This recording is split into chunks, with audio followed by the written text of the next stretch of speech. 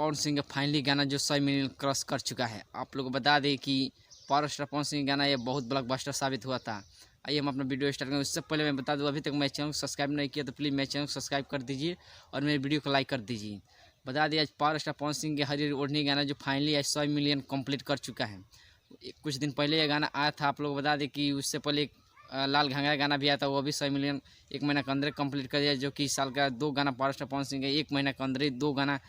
मैं किस गाने के बारे में बात कर रहा हूँ, जो कि जिस गाने के नाम है हरी हरी ओढ़नी, जो कि पावर स्टार पवन सिंह ने एक नया लकीर खींच दिया है कि एक महीना के अंदर ही 100 मिलियन व्यू क्रॉस कर चुका है। आप लोग को बता दें कि अभी ये गाना 2 नंबर पर आ गया है, जो कि अभी बहुत गाना ये बज रहा है। लगन में इस साल भी दबा कर बजेगा। आप लोग बता दें कि इस साल के नया 2023 के लिए पावर स्टार पवन सिंह के गाना और आने वाला है, जो कि न्यू ईयर पर आने वाला है, जो कि बहुत ब्लॉकबस्टर साबित है। बहुत महंगा भी गाना शूट किया जा रहा है। आप लोग बता दें गाना आप लोगों के बीच बहुत जल्द सुनने को मिलेगा।